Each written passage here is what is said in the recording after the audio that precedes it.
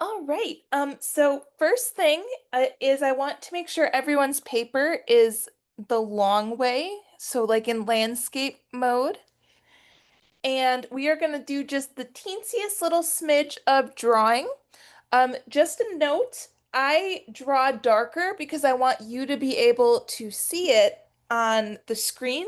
But if you draw a little bit with a lighter hand, it will be easier to erase. And our inspiration tonight has been put in the chat, or you can just follow along with me. But we're going to be doing a little field of flowers. And I want to start by figuring out where that daffodil in the upper right-hand corner lives. So I'm going to say, like right about here, just do a little oval. And again, I'm doing this a little darker.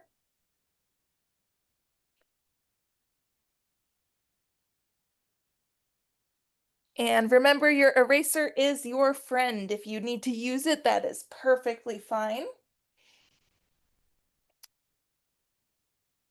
And so from that oval up in the right-hand corner here,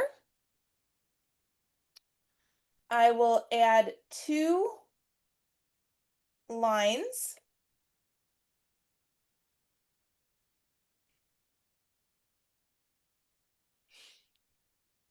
And then we can close that off.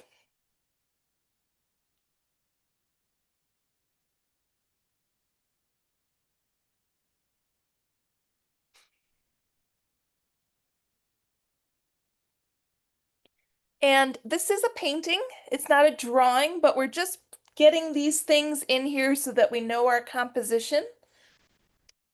But absolutely, as we're painting, if you want to add something, feel free. I'm going to have a start to pop in the petals.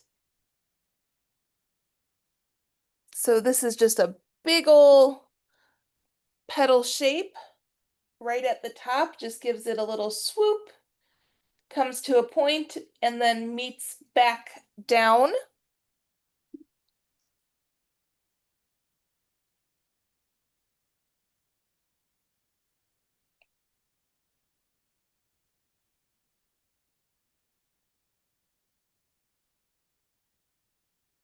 And we'll give another petal. So we'll have two.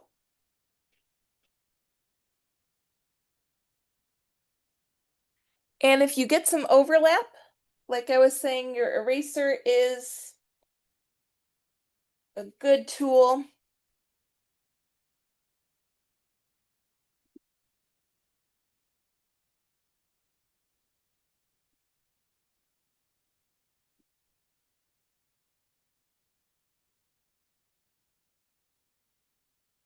And we'll come in with our third petal.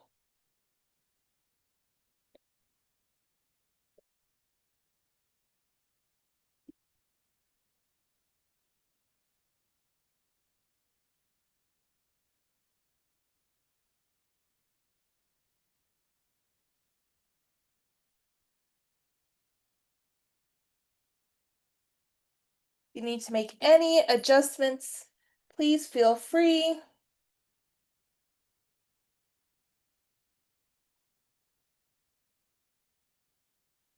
So we have half of the petals done for this flower.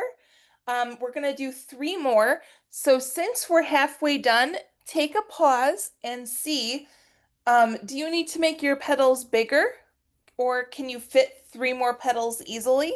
So if you need to make an adjustment, now is a good time to do that.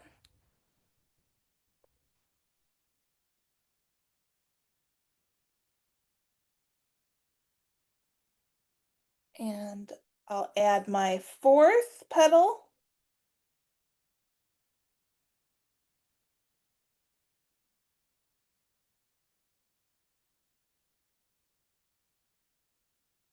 And the last two don't get shown all that much.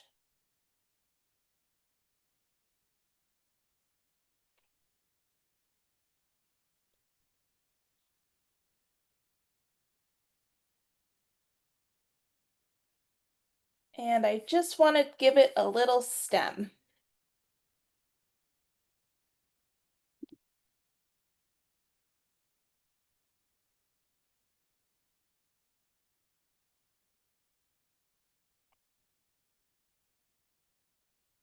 Does anyone need a moment before I keep going? Yes. Okay. And if people have questions throughout, feel free to unmute yourself, ask a question. I'm also monitoring the chat, so if you're more comfortable just sending a chat, Victoria and I will read those as well.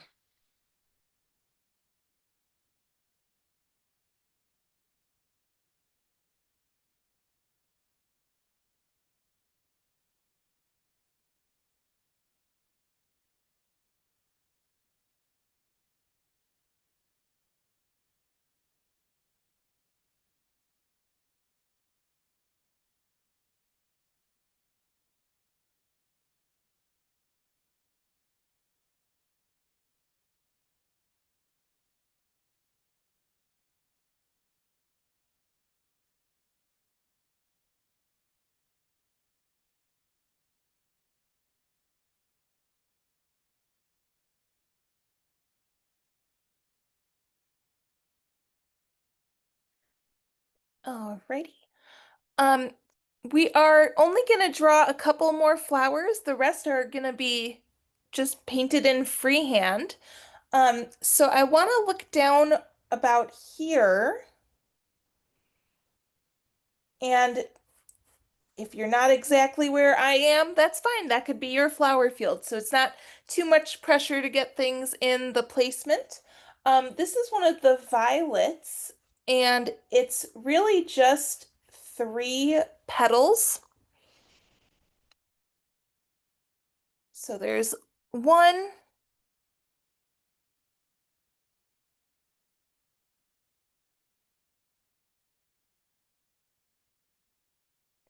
and two,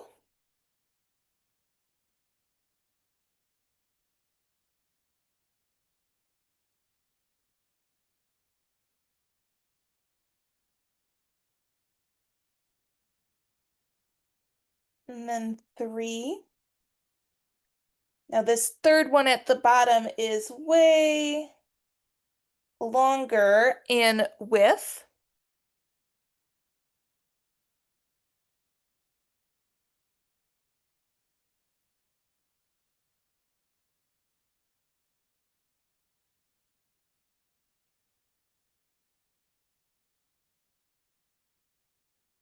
And you give it a little center.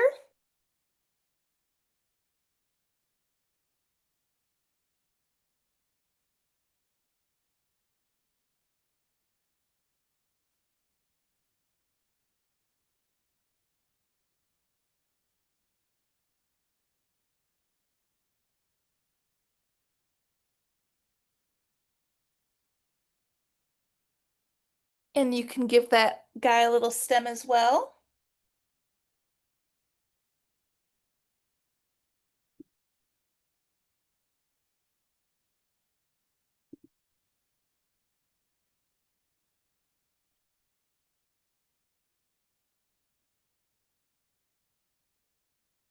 And right over here, these are some leaves that really just look like big versions of the daffodil petals.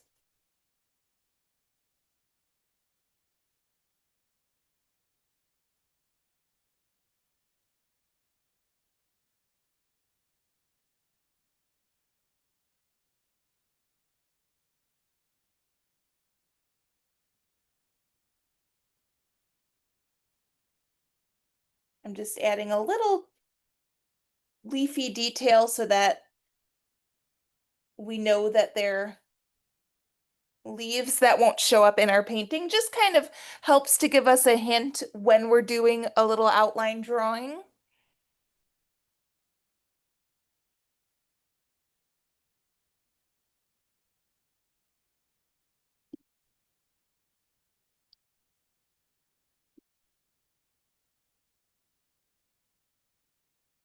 Does anybody need a moment before I keep going? Yes. Okay.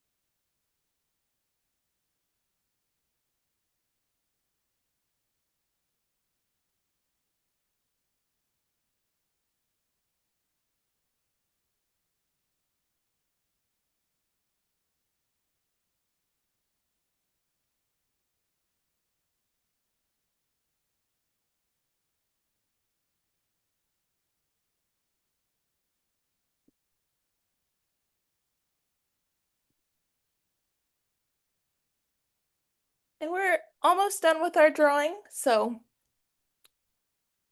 we will fill in any other areas of flowers that we haven't drawn just with our paint. Um, the way that I chose what to draw is looking at what stands out the most, what's a really good little landmark for the composition. So there's all these cute little flowers in here that we can just easily add with our paint alone, but something a little more defined can use a bit of the structure that drawing provides. So that's my thought process here. I do want to do this other purple flower. I believe it's a crocus. And I'll start with just a petal. It's kind of longer and skinny, not too long, but definitely not the big swooping petals of that daffodil up there.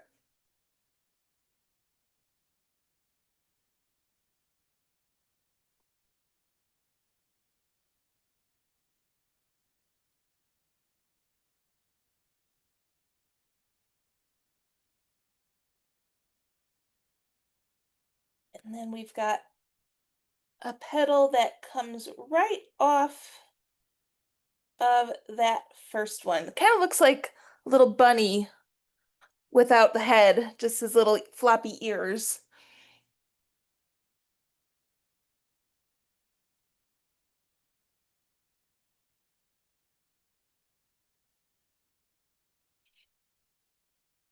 And we'll connect that with a stem.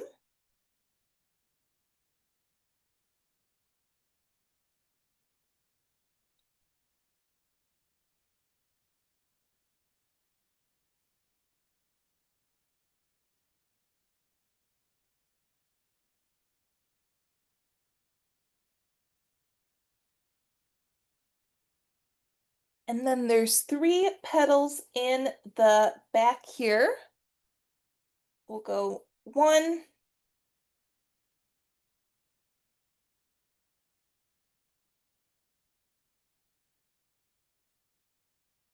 2,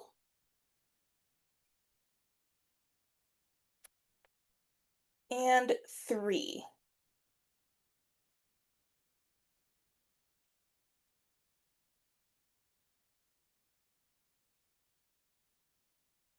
If you need to make any adjustments, that's fine.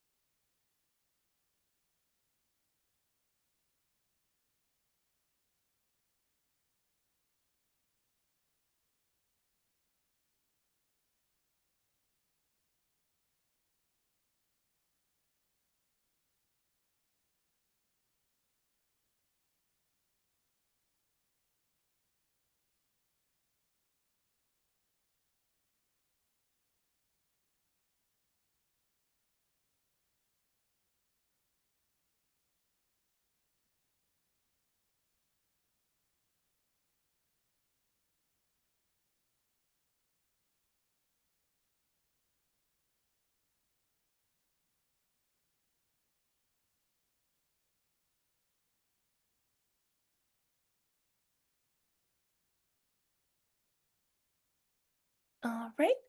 And if you look in this bottom left, this is right the bottom left of my paper here.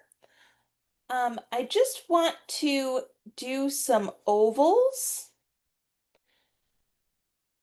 some different size ovals for those little white flowers.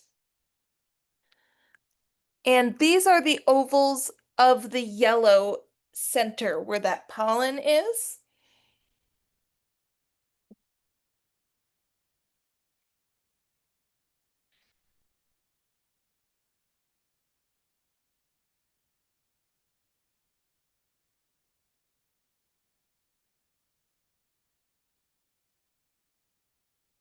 And you can kind of give them some body. I'm doing this very haphazardly, just so that we know where not to paint with our green when we come in there. So I'm going to zoom in on those really quick. They look a little silly right now, but it's just to help us have a little guideline for when we come in with our paint. So that's as detailed as those little itty bitty chamomile flowers should be.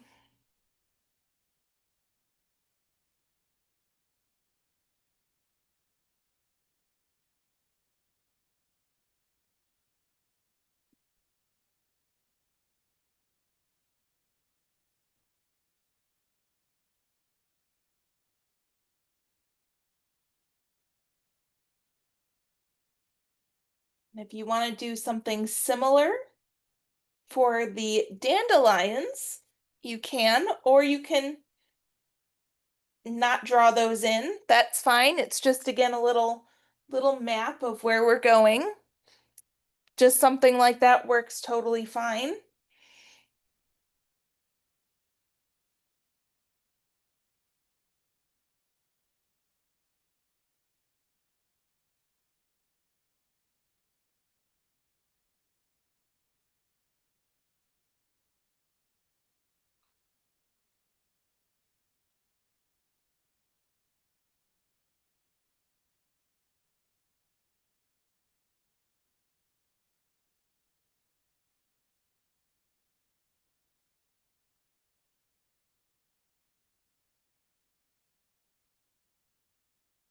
And we have one more little section to draw, but I'll give everyone a minute if you need to erase anything or make any changes before we draw our last bit.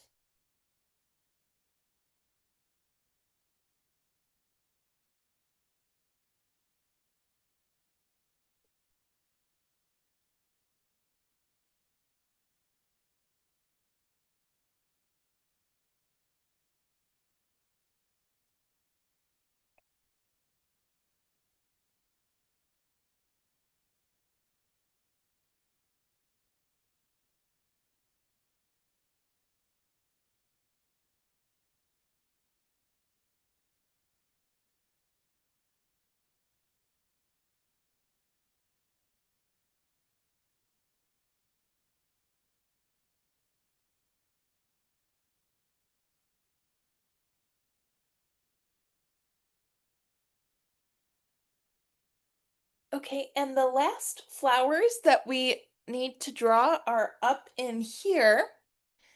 And I want to start with their centers, which they're just a little kind of oval. And they kind of look a little star-shaped with 5 petals. So I'll do one just right up top.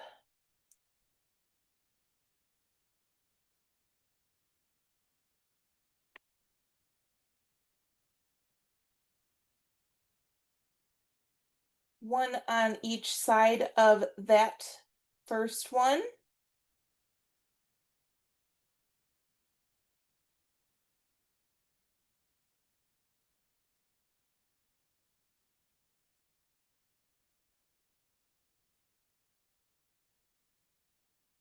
and then 2 at the bottom.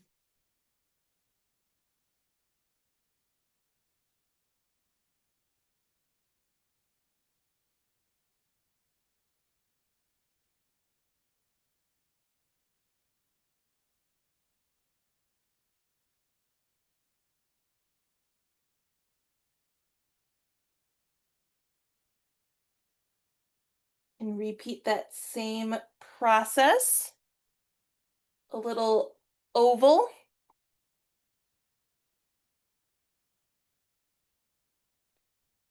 One petal where you want the top to be.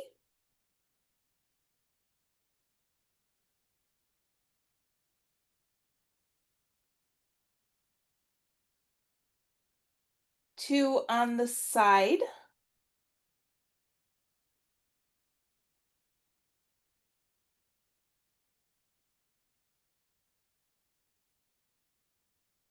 And 2 at the bottom.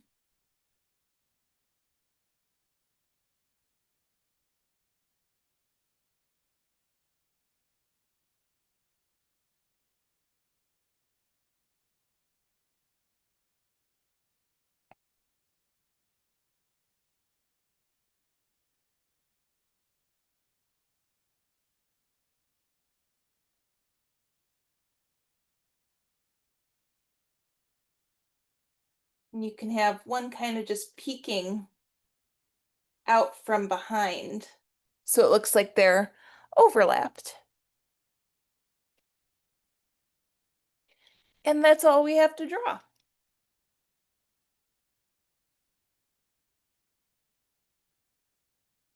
So I'll give everyone a moment here to clean up their drawing.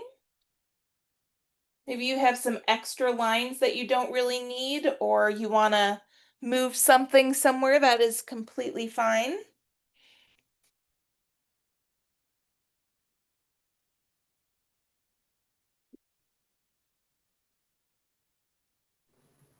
Do you have any advice for how to like draw the petals for the last flowers that you drew?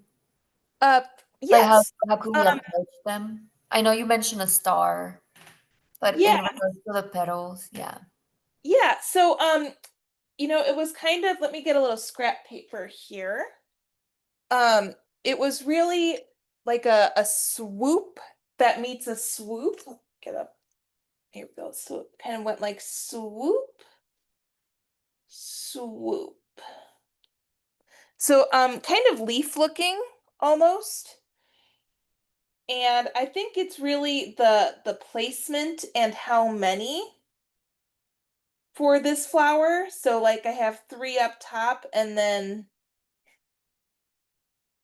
2 at the bottom and of course a little center there. So I really think that that's it's the placement that's going to make that look like the flower it needs to be. The daffodil is really similar if you think about it, but it has an extra of those petals, and our center was really unique. Got it. Thank you so much. That was really helpful. Yeah.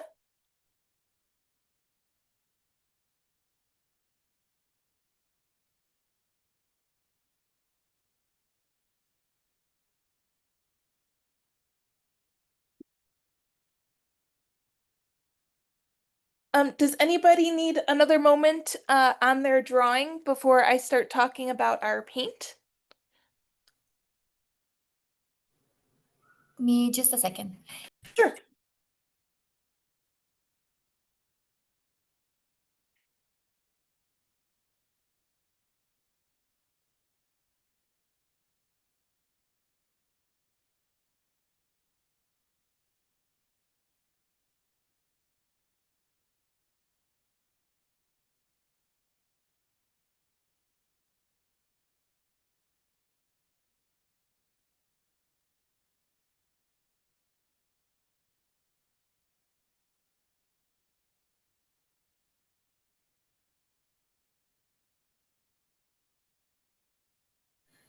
Another question that I wanted to ask you is if you could tell us what kind of paper this is. I know watercolor painting kind of like depends a lot on like the paper. So I wanted to know if you could tell us about the paper too.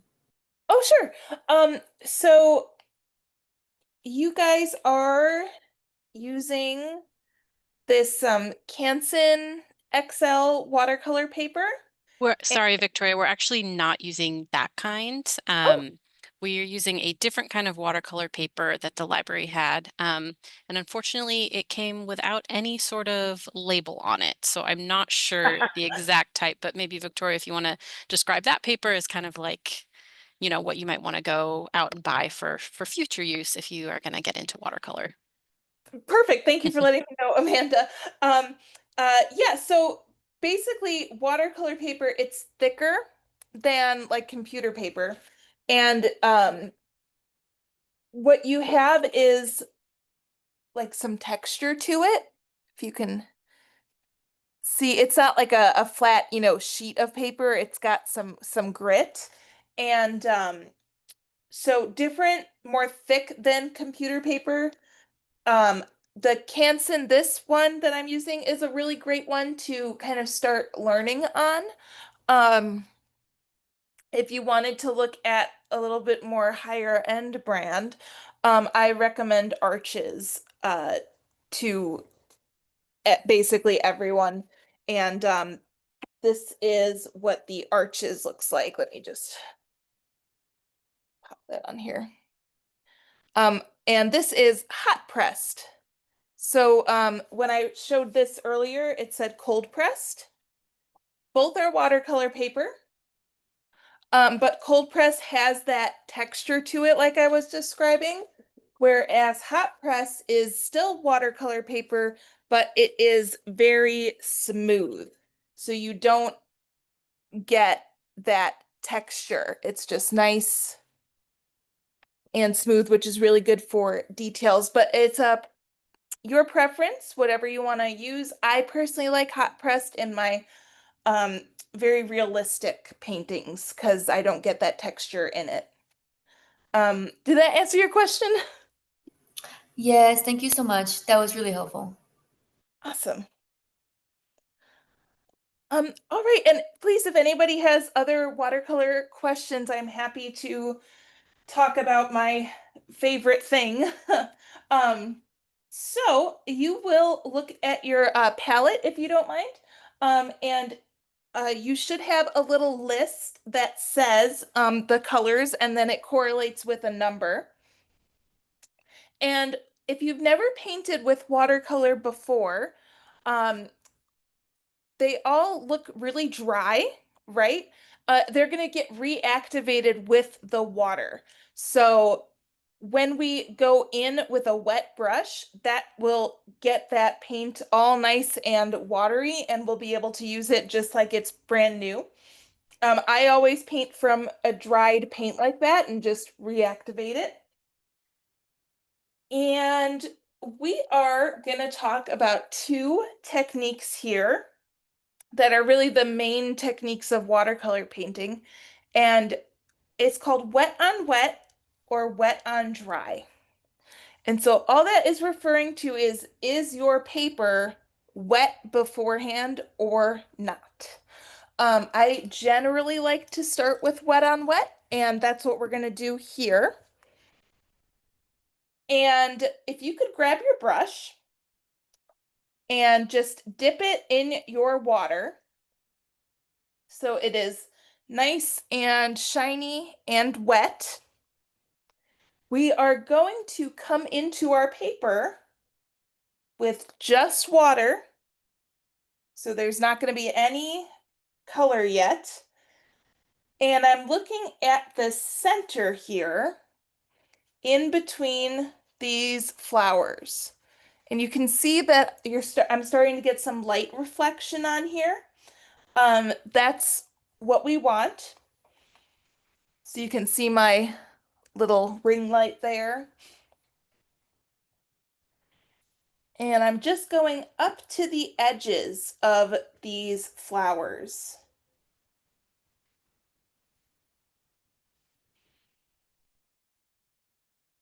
So starting in the center, going right up to the edges.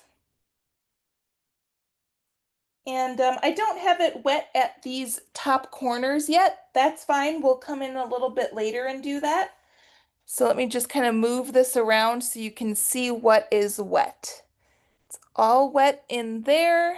It stops at these flower edges, stops at these guys,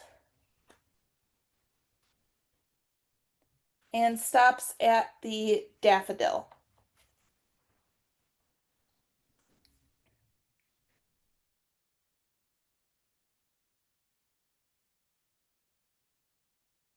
And what I want you to do is get some of that lemon yellow. It's the brightest yellow in your palette. And with your wet brush, just go right into your palette and give your brush a swirl right over it.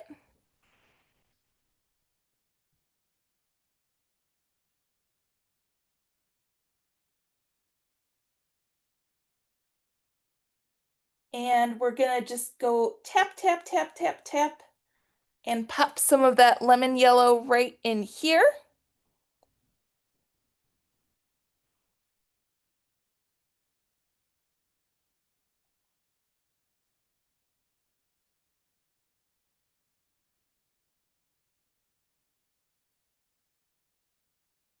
And a little bit of it down here.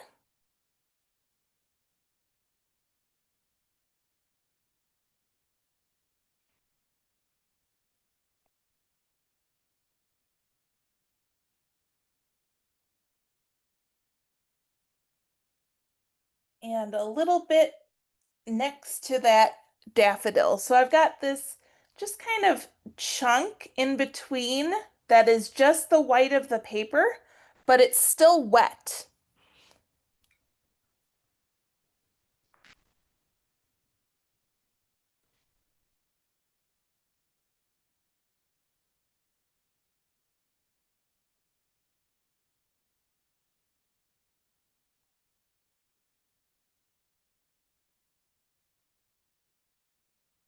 Okay, and then just rinse your brush off in your little cup of water. And I want to do the same thing with that rose color. So it should say Rose Matter. And we're bringing that in up here.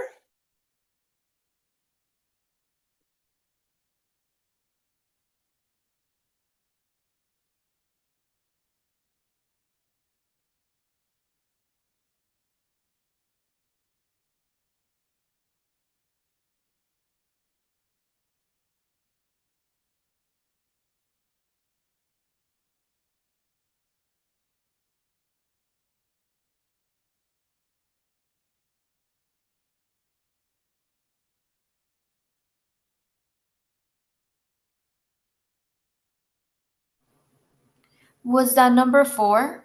Color number four? Yes, right. Rose Matter. Got Some people have different numbers correlated, but they're all correct. Yeah, I believe rose matter is probably four for everybody. The bottom half is where it differs because I messed up on some of the palettes. So all of your numbers are correct to your palette, just everybody has slightly different numbers.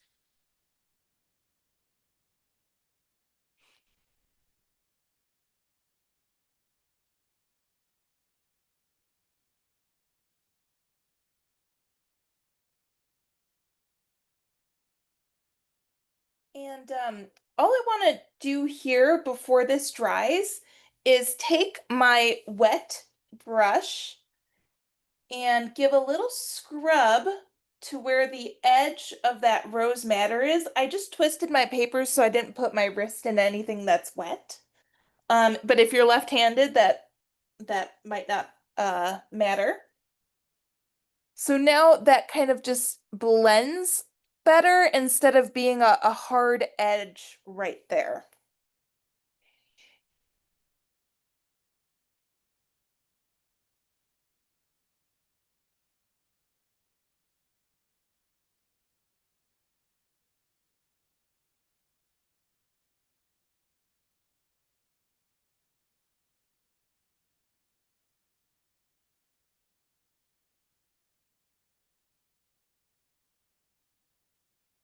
And I would consider this a landscape painting.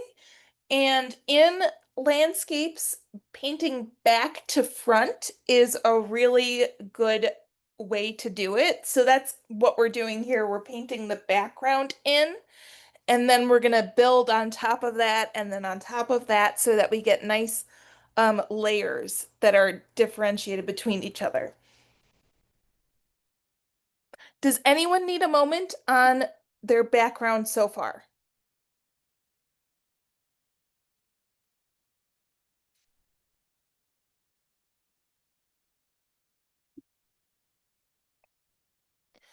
Okay, lovely. I think we're good.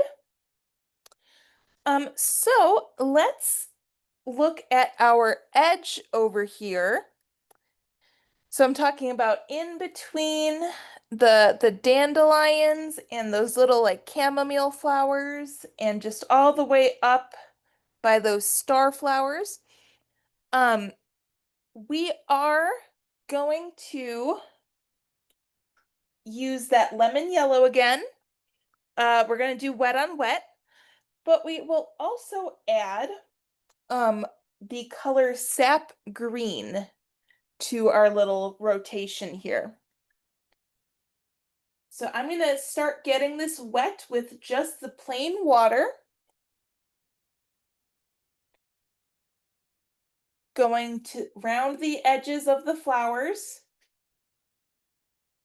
You can leave a little gap from where we were just painting. That's totally fine because there's going to be a nice grass leaf that kind of slices that for us.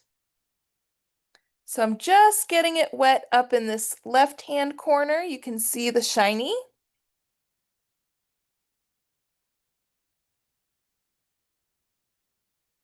And then in between the dandelions.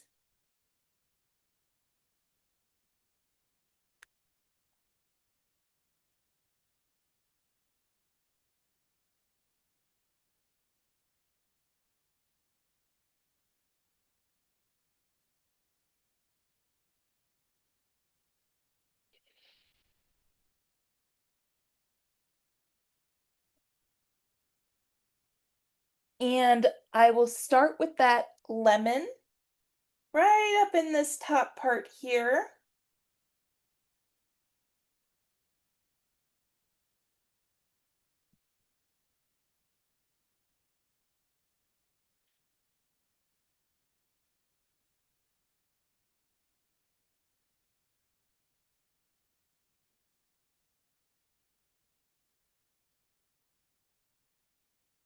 And then start to bring in some of that sap green.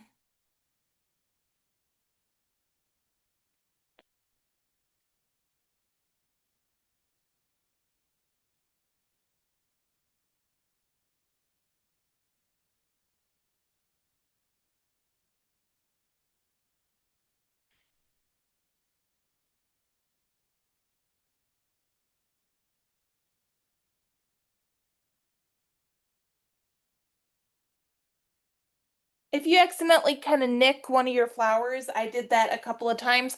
Totally fine. We will refine them later when we come in to paint them. So no worries.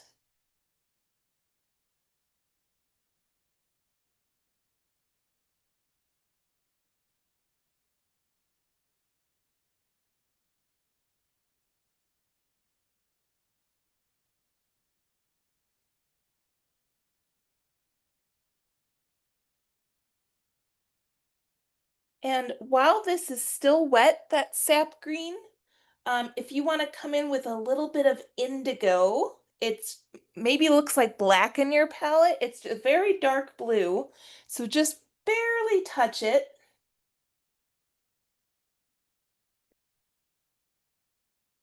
And while this is still wet, it kind of mixes right on the paper with that sap green to help make a darker looking green. And if you put it on and you're like, whoa, that just looks like dark blue, um, get a little more sap on your brush and paint it right over it.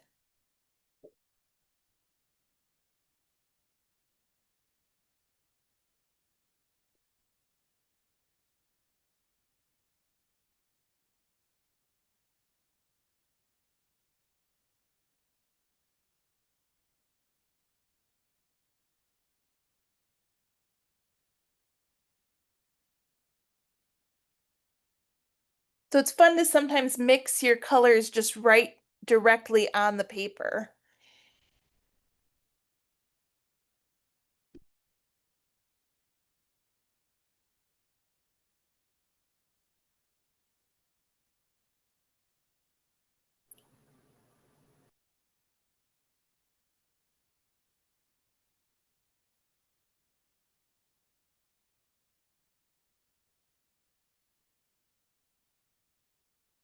So what we were doing in these first few steps was called wet on wet, just as a reminder.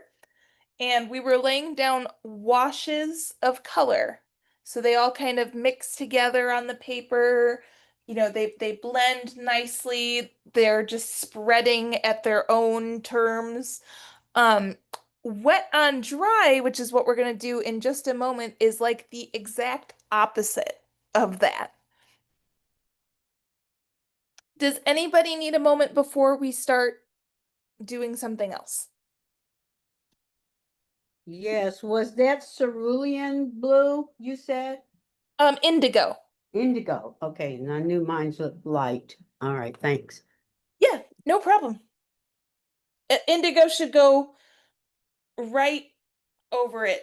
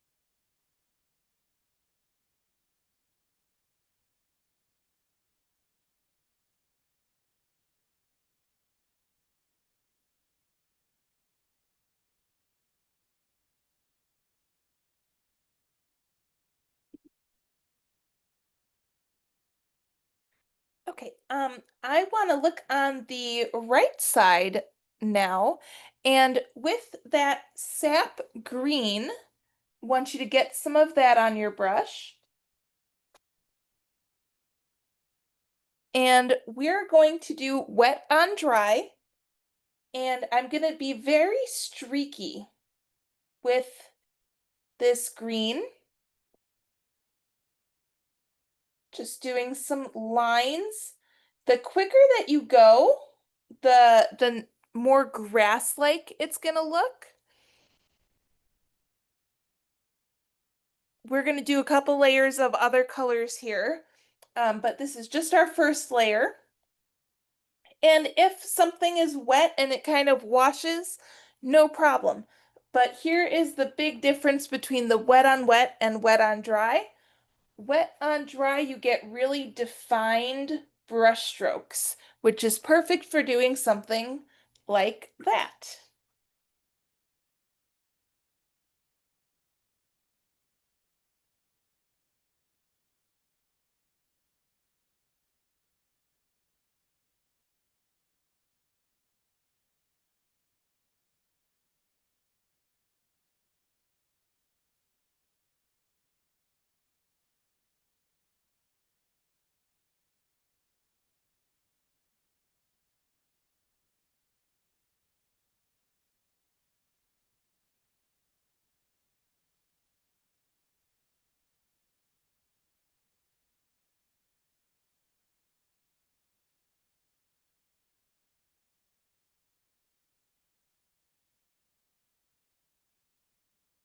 Okay.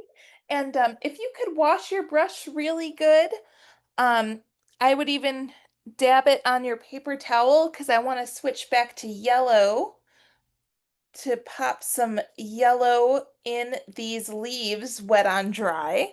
You can see it just gives it a little line at the edge. That would be fantastic.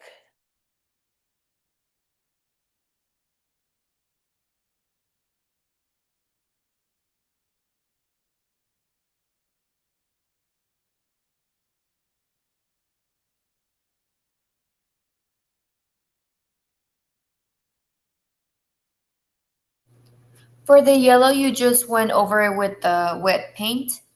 Yes, so I did that wet on dry. Okay.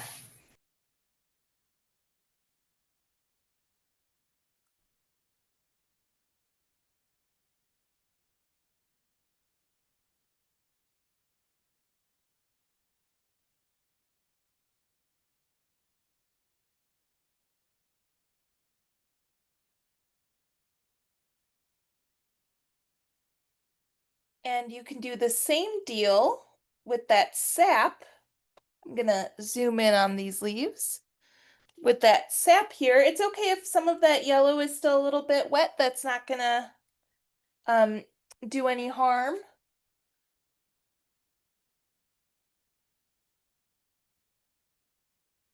Just plop that color right in there.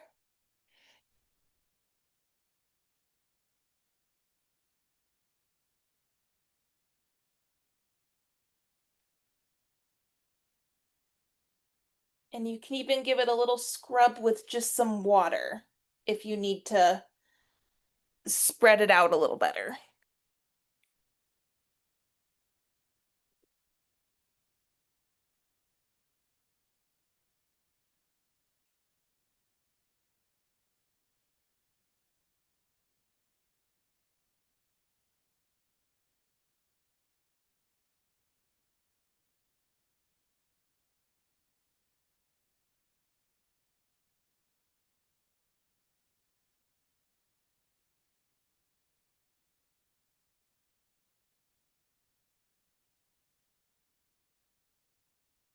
Okay, so that's gonna dry.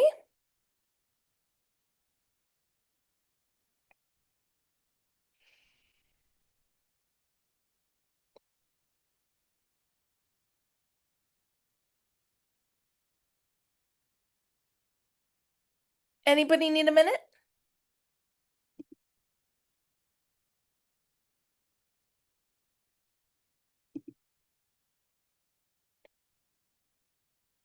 Alrighty.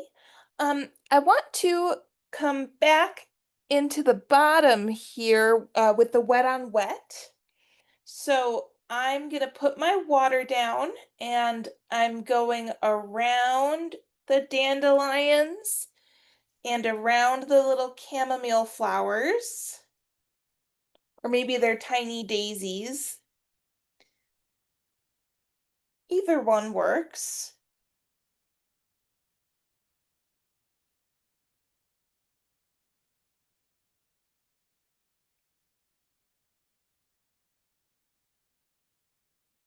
And we're going to use our sap green, our indigo, but I also want to throw in some of that cerulean blue. So that's going to be the lighter blue. So we'll start there with the lighter cerulean blue.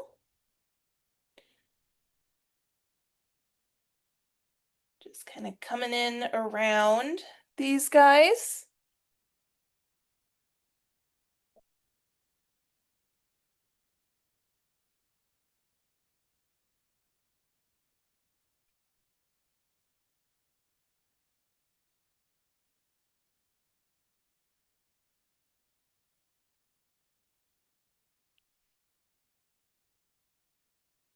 And then some of that sap green.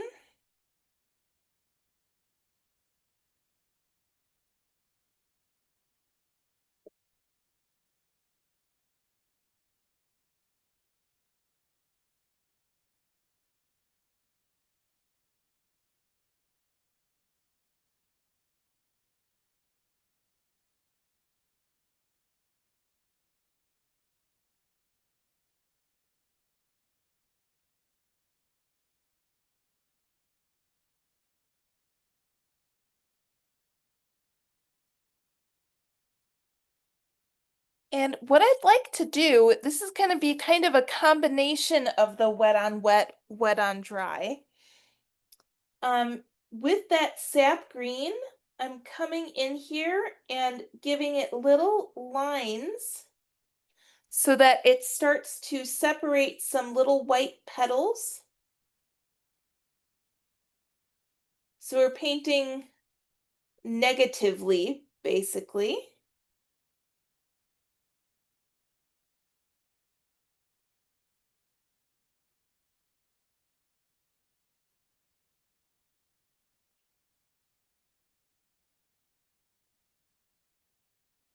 So you can really see here that the wet on wet, it blends really easily, especially in a big area. But here doing the wet on dry, we're able to really refine some details. We're able to do these little lines.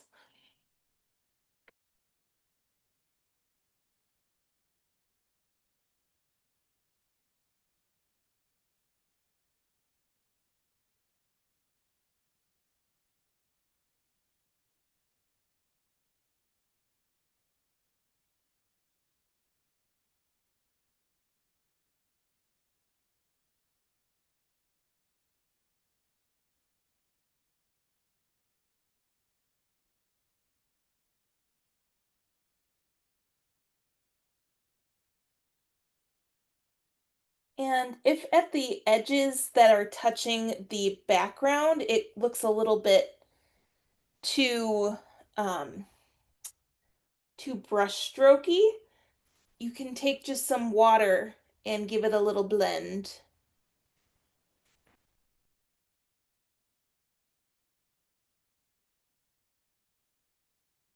And we're also coming in with that indigo, so that will help too.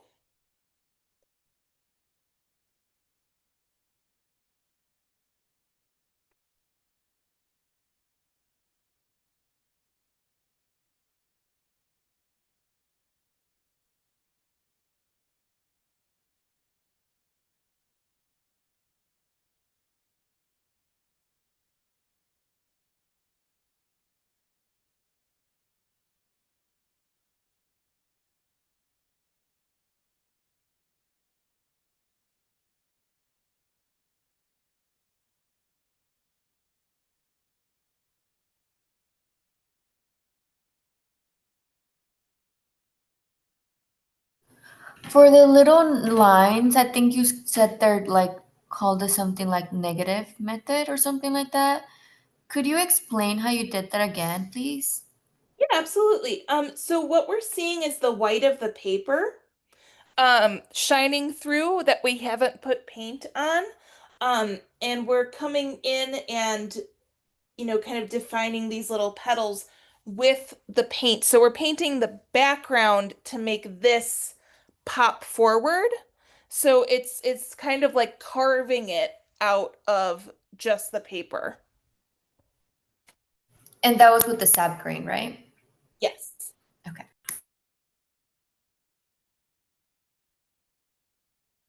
And it was like with the wet on wet technique? Um, it's technically wet on dry because those little spots in there were dry, and that's why we're Mhm. getting the lines. Okay, got it.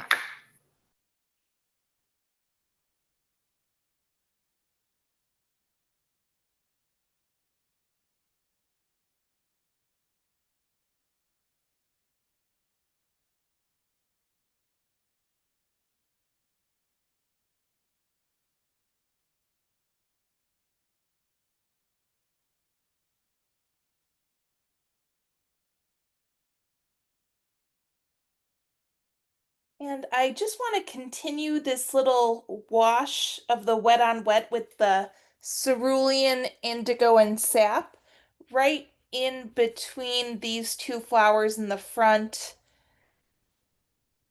and underneath these leaves. So it's really just going to help fill out the rest of the bottom here.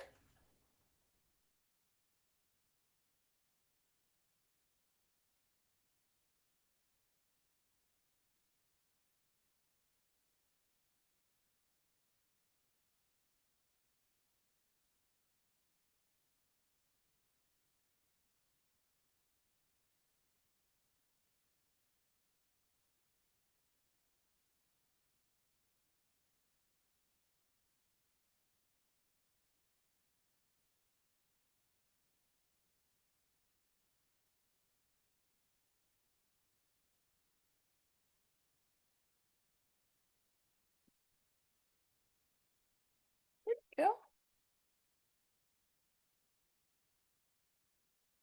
And your indigo is really what's going to start to make some defined areas in here. It's giving it some shadows. So don't be afraid to to use that, and it kind of mixes with that sap right on the paper to make a slightly darker green, like I was saying at the left side. But if you're like, that just looks blue, just throw some more sap right on top of it, and that'll fix it up real nice.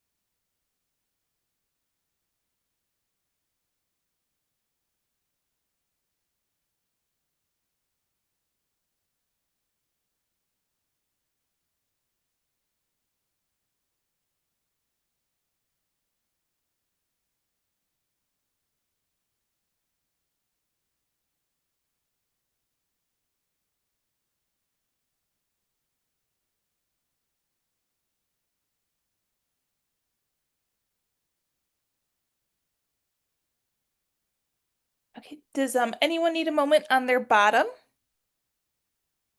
Yes. Okay.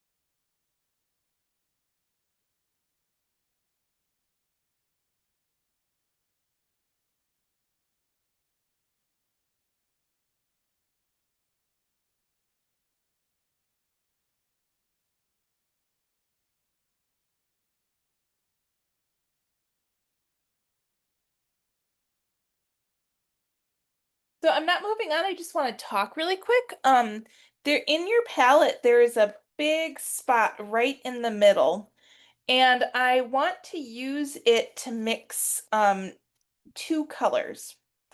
We're gonna do the first one. We're gonna use it all up, and then we'll wipe it with our paper towel, and then we will do the second color. The first color that we're gonna mix, we've kind of been mixing it already on the paper. It's that dark green.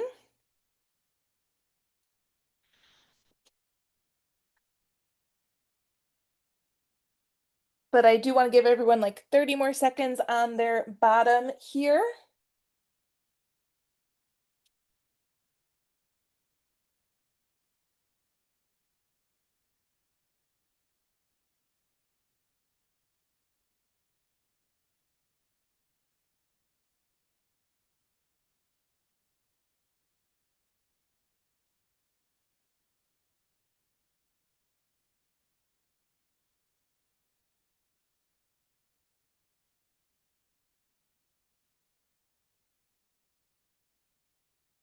Just gonna, this is a big old mixing palette that I like to use to mix colors, and I'm just zooming in on this little empty spot that I cleared out. It was full of a paint, and I just brought water into it, given it a scrub, clean it with your paper towel, and that's perfect way to get a brand new mixing area. I want to make a dark green, like I was saying. So if you could bring a little bit of that sap over, and you'll see this is very washy. This is not, chunks of paint. That's the nature of watercolor. So I'm just bringing some little brushful washes of that sap green. Victoria, we've got two people who are out of sap. Do you have any suggestions on? I absolutely do. Okay. Out of sap, grab some lemon yellow. I'm gonna I'm gonna clean this off on camera. Thank you for that, Amanda. clean this up for you. So you can take some lemon yellow and bring that over. So either you are bringing sap over or lemon yellow. If you're bringing sap over, so that'll be for group 1, take some of that indigo and bring it in. Be very gentle. Indigo is a very strong color.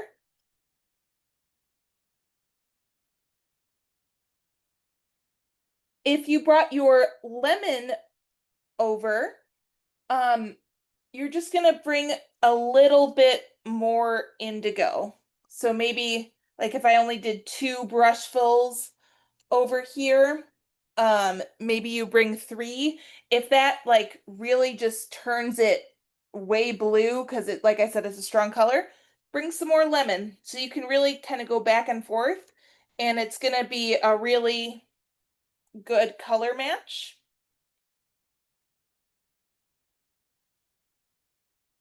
So same deal, just different amounts of blue.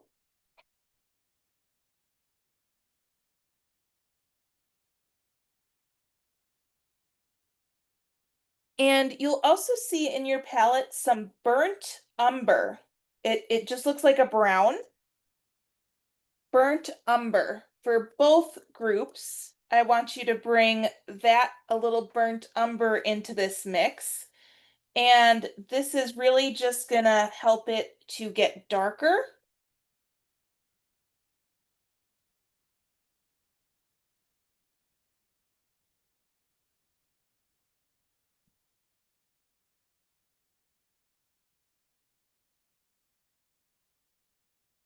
And this is gonna be a nice dark shadowy green.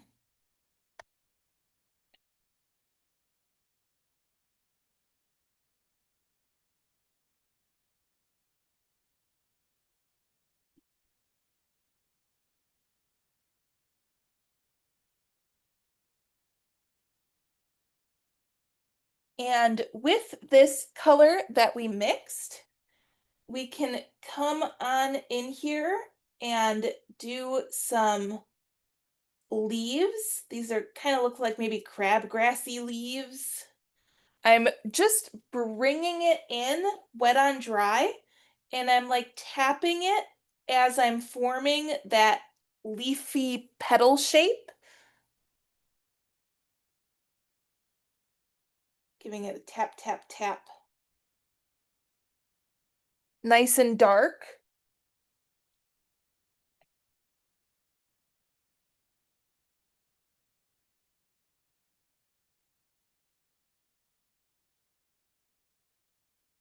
And I want to do some grass blades with this color mix.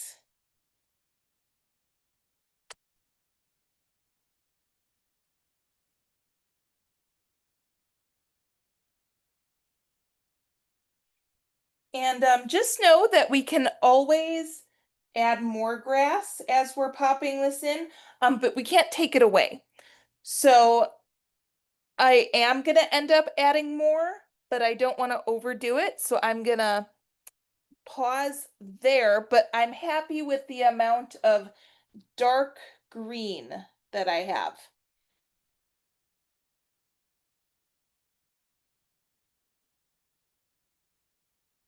Yep, that works just fine.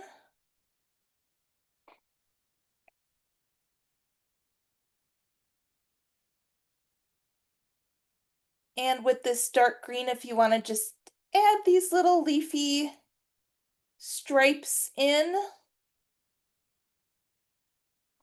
that'd be great.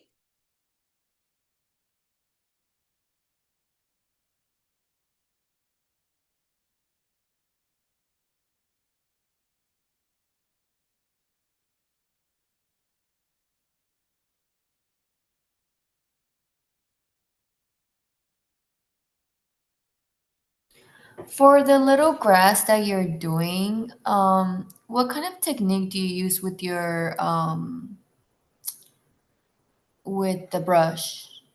I'm just drawing a line and I'm trying to be quick with my wrist. If you think about it too much, it can get kind of shaky.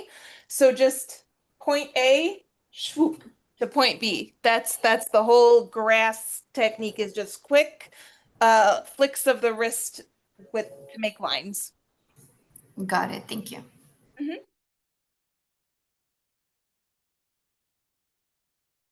Okay, my water is very green, and we want to come back in with yellow. So I'm gonna dump this really quick and get some new water.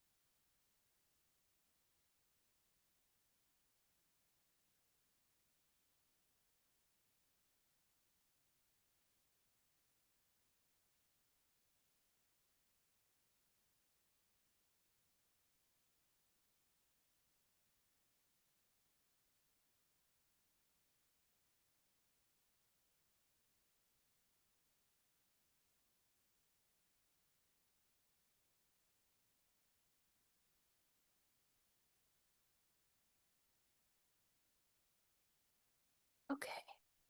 Um, if you could make sure your brush is nice and clean in your new clean water, I would even kind of swirl it on your paper towel just to double check.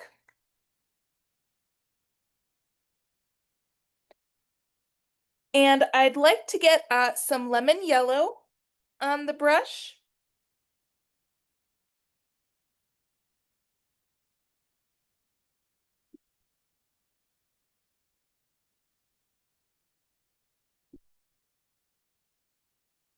And just like we were doing with the grass, but in a much smaller area, I want to come into the dandelions and give a little roundabout. It's kind of hard to see with this lemon yellow. I'm gonna do it here again, and then I'll do it on a scrap paper with a darker color. So just give me one moment. It shows up way better in person.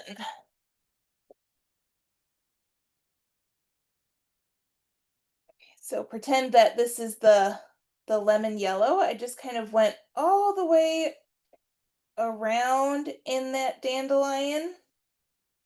Do like a little kind of starburst type deal. So that's what that looks like. I can see it just better in person.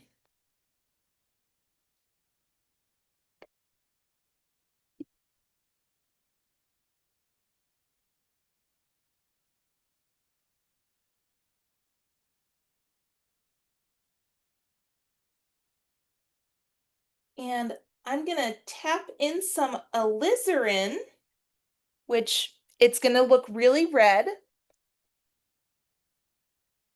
But just like we were doing before with our little color mix on the paper, if you bring some lemon right over that, you're gonna make a nice little orange.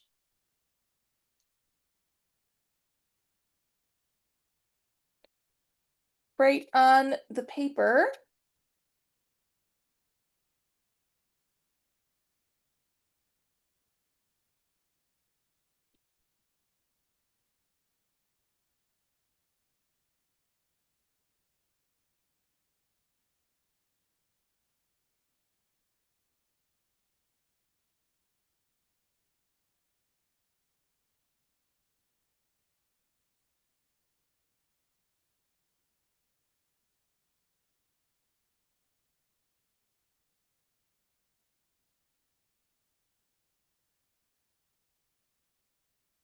And I want to get that yellow in the centers of these little guys.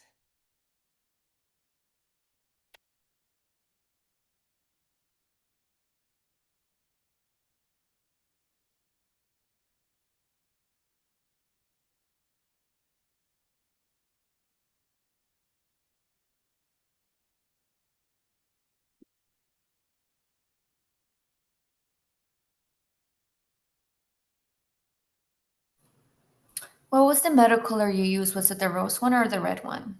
The alizarin, it should be labeled on your palette. Okay.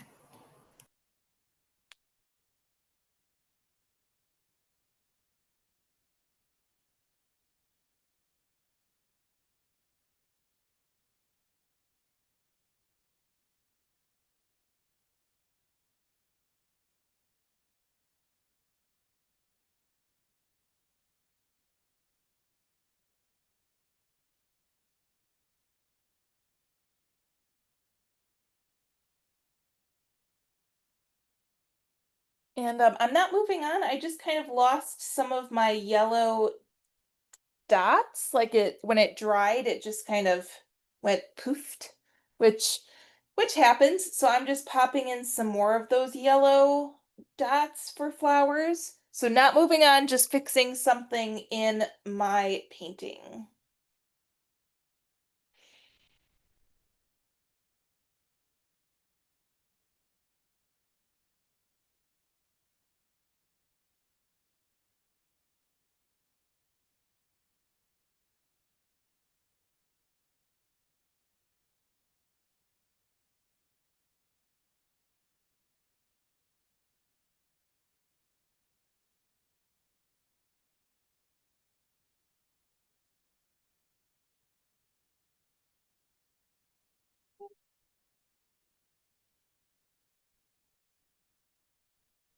And if we could bring that lemon yellow into the daffodil, wet on dry, like we've been doing mostly. Um, I'm just coming in with some traces of those flower petals. I am fine with having some of the white of the paper be shining through.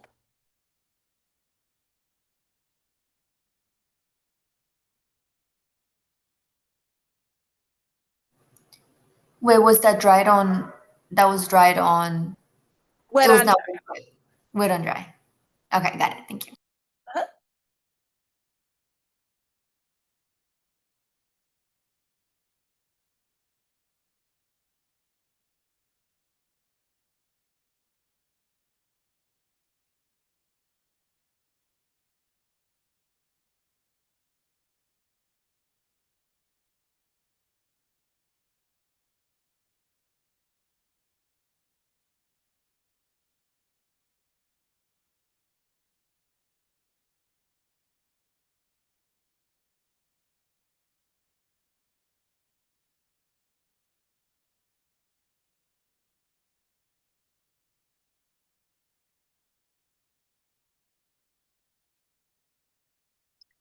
Are we going to be using any more yellow? We've got 1% out of yellow.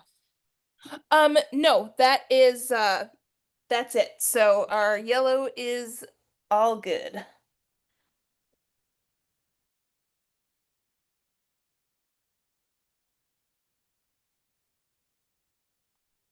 We are in a minute going to use yellow ochre, but that's different than the lemon yellow.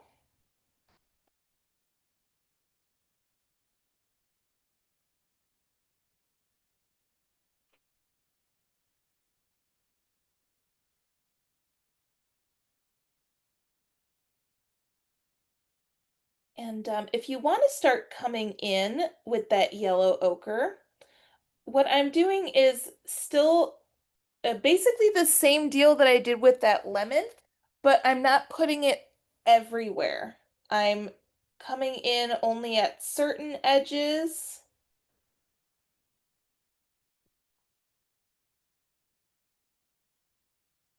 It's just going to help define this daffodil. So you can see I'm really like tracing my drawing.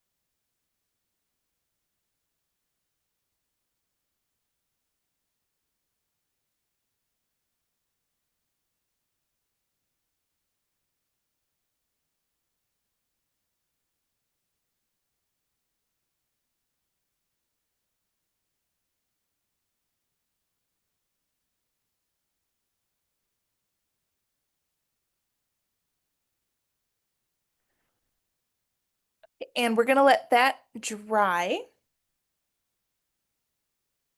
And we'll come back to it in a minute.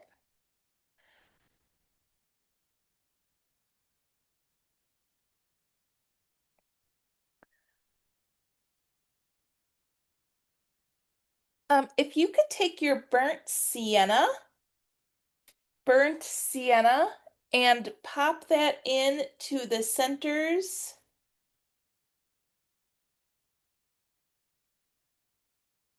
of all of these guys.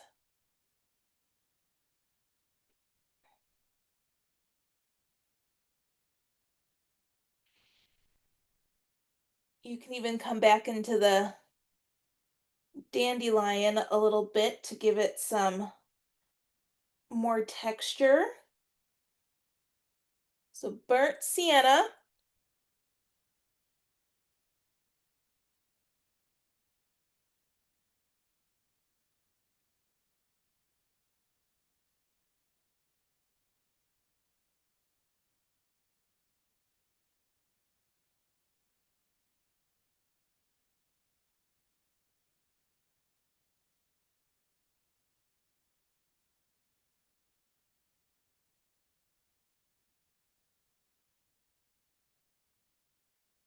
And this is completely up to you, but that technique that we did for those little white flowers, if you want to revisit that and come into your dandelion edges to help define that a little bit, um, you can do that with some of the green, some indigo.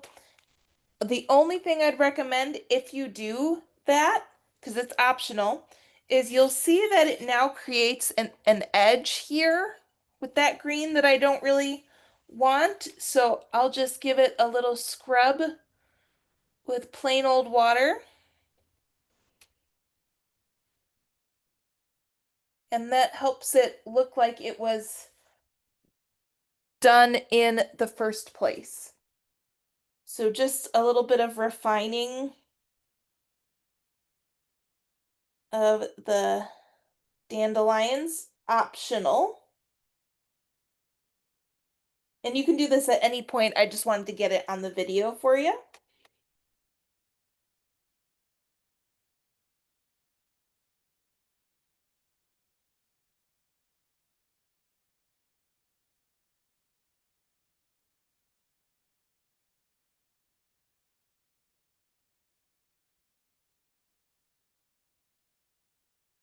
And don't forget to give our little daffodil a stem.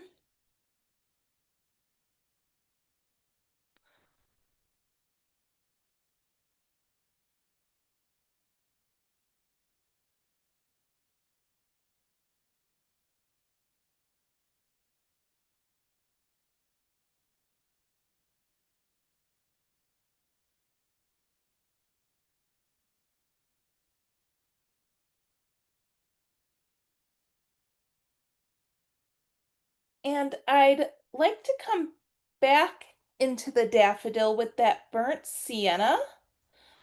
In the same kind of deal, I'm going to really zoom in here.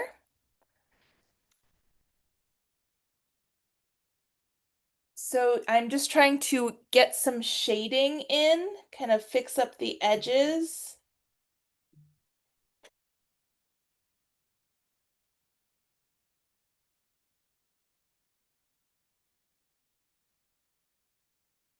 But I'm not going as defined as we did with the yellow ochre.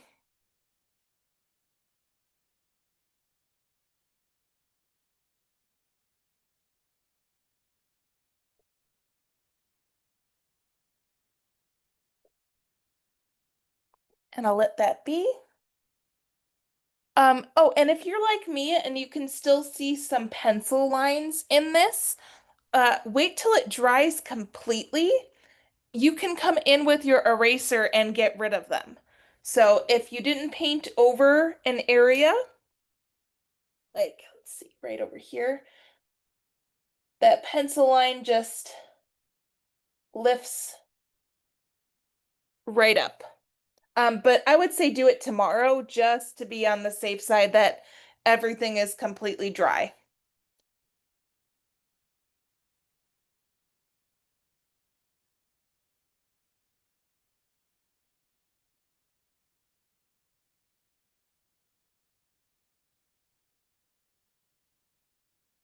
Okay. And we're almost done here. We're gonna take our cerulean blue and just kind of outline wet on dry these fun star petals. So I'm just outlining and giving a couple of little stripes in between.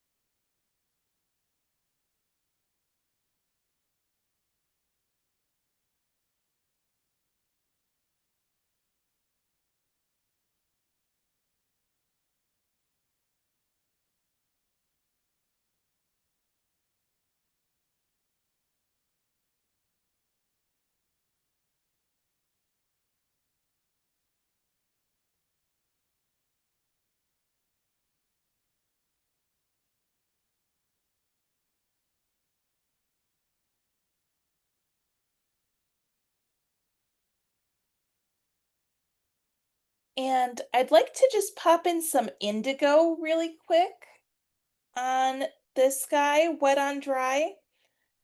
We're gonna make a purple in just a second, but this is just for a little bit of underpainting.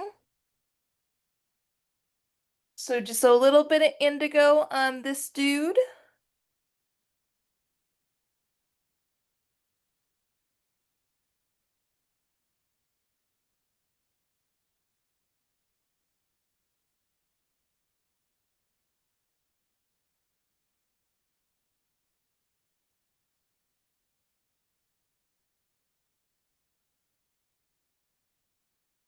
Okay. And I would like to make our last little color mix. It's going to be a purple. It's actually going to be two purples. You'll see in just a second. I'm just cleaning up my little color mix area. Can we pause real quick? I'm still trying to finish the other flowers. Sure. I'm just going to take a second to clean this up and let me know when you're all set. Okay, thank you. Uh-huh.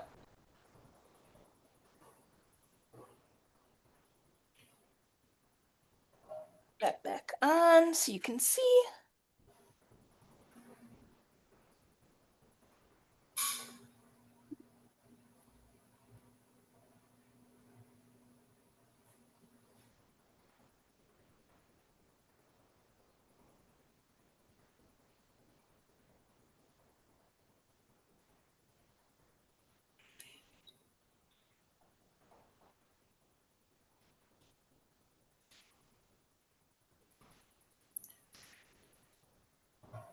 Okay, thank you. Yeah. Alrighty. So, we are gonna make purple, but we're gonna start where it's a little more of a reddish purple, and then we will make it more of a like regular purple. So you'll see in just a moment. It's gonna take two colors. I'll bring my rose over.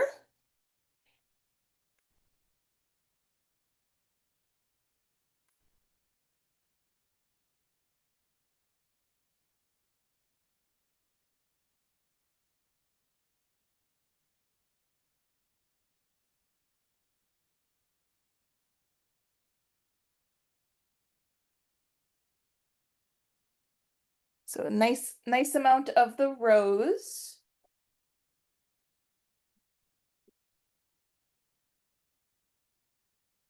And then I want you to take a teensy smidge of the indigo. So what you'll notice is that this still is on the reddish side.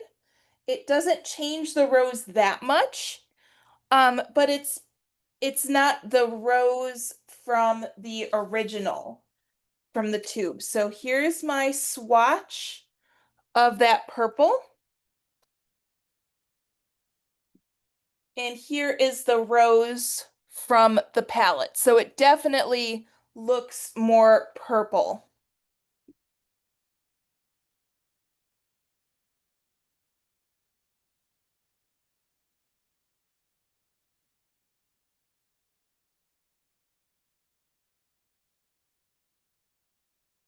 And if you went a little too far, just pop a little more rose back into it and it'll be just fine. And just like we were doing with the flowers up here, I'm taking this color that we just mixed and just outlining our petals.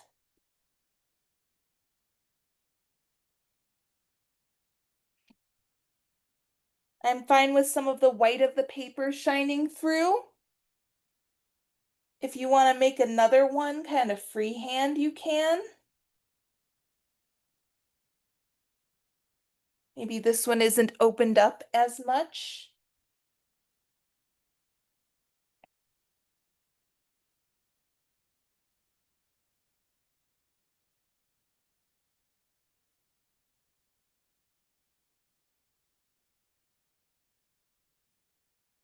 And you can bring some of this reddish purple into this flower, just as a little underpainting as well.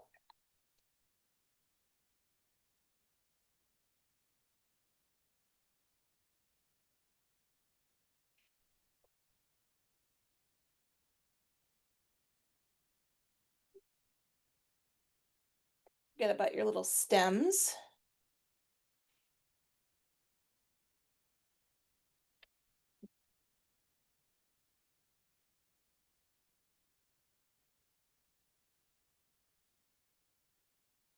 Okay, so we have our two flowers done with that lighter, more reddish purple.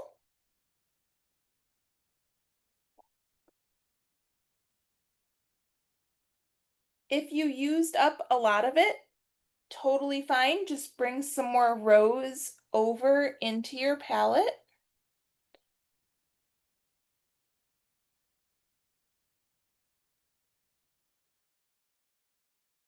And this time I'm just going to bring a little more indigo over. And that's going to make more of a like normal, like when you think of purple, this is the color type deal.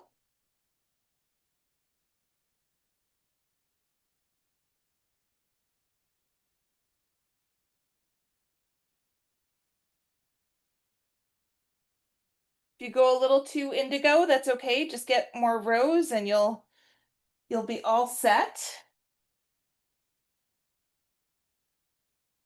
And so this is the more indigo purple. Could you explain how you did that one again? Sorry. Oh, And it's fine. Same mix, just different ratios. So I just added more indigo to the mixture. So it was rose and indigo. The first one had more rose than indigo. This one has more indigo than rose.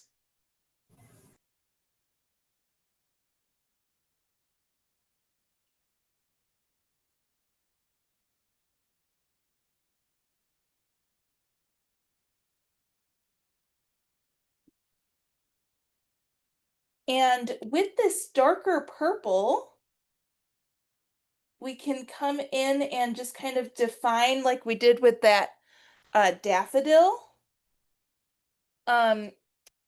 For these guys, just adding a little bit of the darker to it. But for this guy up here, he's really dark. So I'm really going to be adding this darker mixture to it.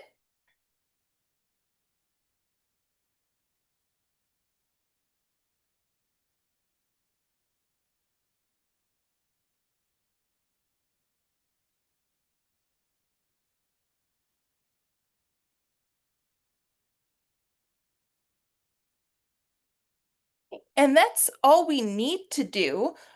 You can add more grass blades with that technique. You can leave it alone for a little bit, but I wanted to just show one more thing that I just always like to teach in a little intro class because it's really super fun, but it's completely optional. And that's just how to splatter. So splatter is really fun. You get your brush nice and wet and fill it up with a color. I'm choosing our green, but you could do any color. And you just flick your brush, can really go kind of wild with it. Completely optional. Nobody has to do this, but I always like to show it because it's super fun. And sometimes it really just adds some funkiness to it that it's missing. So you're just wetting your brush and then you're just splatting it? Yep. Completely optional though. Nobody has to do this. It's so fun though. Well, some people are like, whenever I show it, they're like, I don't want to ruin my, painting. I totally understand the if it's not for everyone type deal, but I think it's super just kind of whimsical, and especially for something like this, I think it works really well. So yeah, that is our painting. I hope everyone had a great time and you learned some new tricks. Um, I always like to say, look at it tomorrow before you decide if you want to add anything else, like if you want to add more grass or define something a little better. Because we've been looking at this for about an hour and a half now, and it kind of gets ingrained into our brains. So take a peek tomorrow, and then you can make some decisions then. Thank you, Victoria. This has been so fun, and thank you all for joining. We really appreciate everyone taking the time to paint with us at the library. I'm going to go ahead and end the recording, and then if anyone wants to stick around for the next maybe five or so minutes, if you want to share your work, you're more than welcome. Thanks, Victoria, and thanks, Library of